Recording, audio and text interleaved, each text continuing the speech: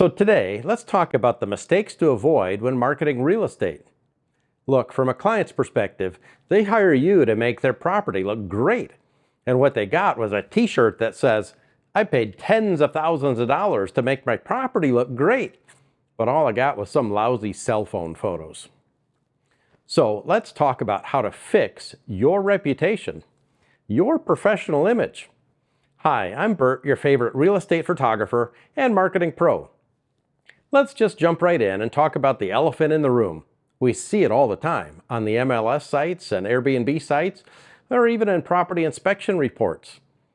Dark, crooked, blurry real estate photos, which are used for marketing. Look, I started at age 8 in my dad's professional darkroom. I could still hear his words today. Bert, we wouldn't have to spend all this time editing these photos if you took a second to get it right in the lens to begin with. Every time we try to fix it, it's like sticking your finger in a wedding cake. Yeah, we can try and fix it, but it will never look as pristine as the original. But they never taught us in real estate school just what it is that makes a good marketing image. So let me walk you through a day we spent with one of our photography students, a seasoned real estate expert. I think you'll find it very helpful to compare before and after images. All right, so let's get some clear focus on what makes the difference between a snapshot that you might use for your MLS or your Instagram and social media posts and emails and so on versus a marketing photo that actually attracts professional clientele. So we went with a realtor who'd been through just a little bit of our photography training. And this is an experienced agent with a couple of decades of experience and went on a photo shoot. This happens to be a house from a client of his that he'd already sold, and they let us come back in and just do a practice photo shoot. And just told the realtor, hey, take your photos just the way as if you were doing your photo shoot, and we're going to post these pictures, which he does quite frequently. And then I let him do his thing and shoot the majority of the house. And then I came back through and showed him what I would have done different and tried to do very little coaching along the way, just because, wanted to be able to have some training and some learning sessions and wanted to see what habits he had and what, what he was into. Now, I will tell you that I'm going to jump ahead, and I'm actually going to show you the photo, the first photo that I took when I came in, because the realtor did not get this, and this is the side yard. And the side yard, nice big fenced yard, kind of double lot, corner lot, had some nice, flowers and landscaping, little pops of color in it and so on. And the reason I did this picture first without showing the house is just imagine if we take this house and we move it 2 miles away and the same house is $50,000 less, and that's your competition. So your job, whether you're a landscaper, a roofer, a home inspector, a mortgage broker, a Airbnb, or realtor, your job is to add value to the property and get this property at as high a level of value as you can possibly muster. So that's your job. Your job is primarily marketing. So even if you're putting on a new roof, you're raising the value and making it look pretty and so on. And so again, the difference between one house to another, we all know the 3 rules of real estate is location, location, location. So generally people don't buy because of how much price per square foot and to have a 12 by 12 bedroom and so on. They buy for the experience of living here. So we want to start telling stories with our photos and have a purpose of why we're taking these photos. So I have the house just off to the right, but really showing this is your first impression, and this is what kind of sets the stage as pretty landscaping and a nice nice yard and so on. So now let's move on to the realtor's first photo. Very stereotypical of what you'll see on 75% of the MLS listings and even Airbnb listings. Pretty much just a straight on shot. More times than not, probably 75% of the time, the realtors will take the picture from the driveway looking at the house. And then the pictures are just dominated, and even so in this case, just dominated by this ugly stained driveway that's cracked and blotchy, and it just sucks the energy out of this marketing photo. And we have some very bright sun glare in the top. We also have in the foreground, the first thing that kind of leads our eye in is these really rather ugly mailboxes, and that's our foreground that starts to lead us in. And then off to the right, another distraction with these trash cans. And then the sun glare, if you look around by the little yellow flag here, you'll see a little circle of sun glare around there.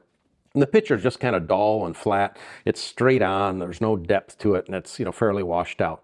So this is the most important photo that you will have representing your marketing. This is the photo that people spend the most time on. So 20% of the viewing is on this first photo. So in this particular case, they have unlimited MLS photos. They, sometimes we'll see 130 photos in the MLS, which is way too much. You typically want to have about 23 to 27 of your best photos that represent the property, the highlights, the teasers, and leave out all the extra details. We just want to put enough intrigue to get them there in person. So that's the only job of that online. So you may want to be taking notes for some of these things, because this will help you, to drive a purpose of why you're taking these pictures. So I came in afterwards and did my version of the photo and just changed perspective. So we go over to the pretty side, which is the grass in the yard.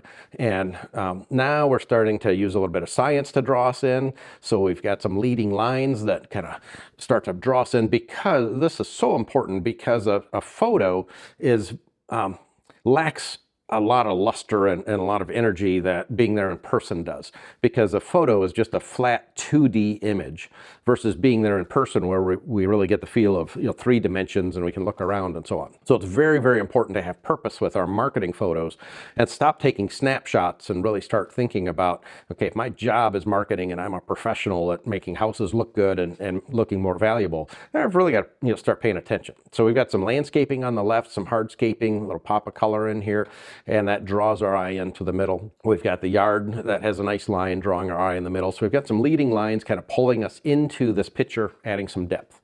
We now can see the overhang a little better on the garage, and now on the side of the entryway, the railings there, we can see some depth there.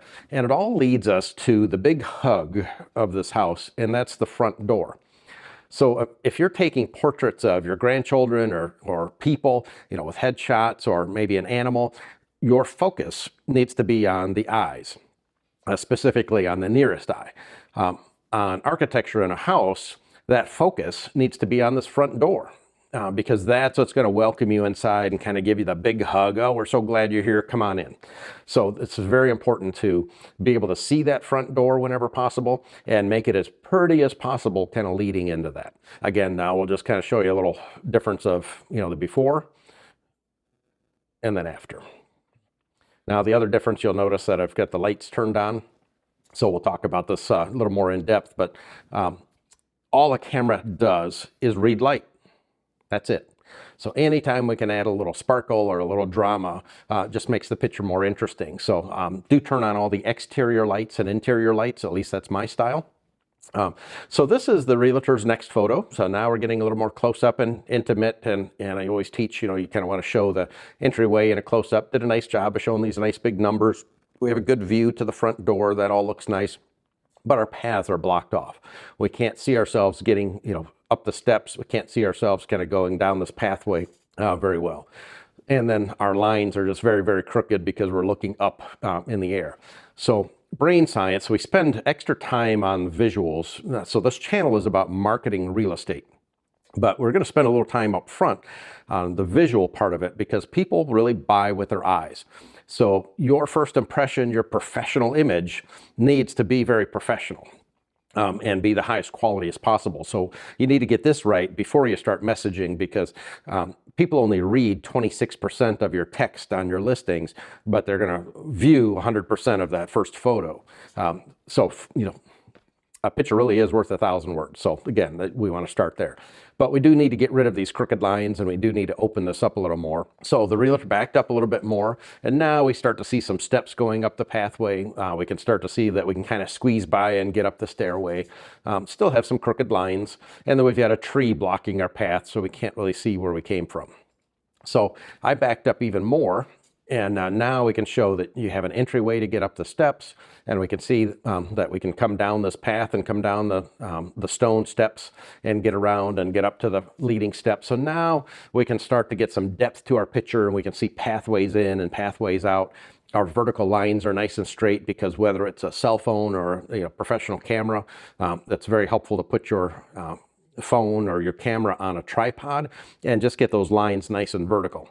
So the science behind this is that our brains just are very perceptive. So we make snap judgments, and our brain does not like unbalanced and crooked things and cattywampus and weird, odd angles, because that's not how we see the world. Our brain corrects all that vision, and our brain sees the world as level horizons and vertical lines.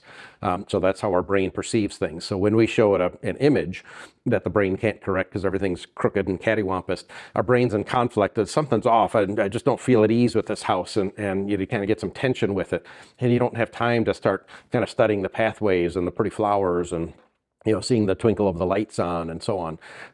And again, just a little bit of drama that we might have.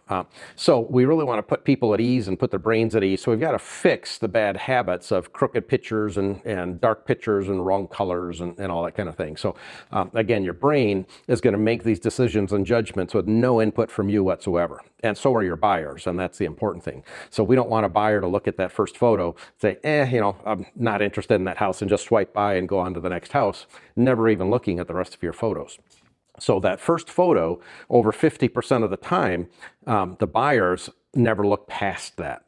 So again, it's that front photo, that almighty photo, is all important. So here's the next photo from the realtor, and again, very typical type of photo, and lots of sun glare blasting down from the corner. In the very bottom left, there's a lot more washed out sun glare. We've got a trash can on the bottom right. So again, just a washed out picture, very crooked lines. Again, our mind is like, it's more of a turnoff rather than an attraction. And, we are paid to attract buyers, not repel them. So I had the agent do one change. And so between that picture and this picture is just one simple change. And I had him flip his phone over. He's right-handed, so he could take his, press the shutter release with his right hand, and then move the lenses over to the left hand, so he could put his hand up next to the lens that was getting all that sun glare on it. And plus he had just pulled this phone out of his pocket, so of course the lens was full of dust and lint, or had it just come out of a purse. So one of the first things you need to do is, before you take photos, especially important photos that you're going to use for your social media or your email campaigns or your website, or even listing photos for that matter, you want to clean off that lens, because when it sits in your purse or your pocket, it's going to pick up all of that sun glare anytime it's facing the sun and just really magnify that. So again, big difference between just a washed out, blasted out, dull looking photo, and then from the very same spot, now we have richer colors, we have good exposure and so on. Now this could benefit from a little bit of editing, from brightening up that bottom left corner, and again, that dark driveway and so on. So it would really benefit from a little bit of editing to just brighten that part up. And it would really look nicer if the lights were turned on, and if we got rid of this trash can. So the trash can doesn't help add value. So the only thing I would have done different with this photo is I'd have moved to the left a little more and made sure that we opened up and could see that front door and could kind of walk clearly to that door, and of course move the trash can out of the way on the right. I know that if you clicked on this video, you truly want to improve your professional image. So I'll leave a link below for my book, Picture Day Tips. And if you really want to up your marketing skills, we have a full step-by-step training course, DIY Photo Training Blueprint for Real Estate. Check out our free lesson. I can already picture you developing a more profitable image. Have a fantastic rest of your day. Cheers.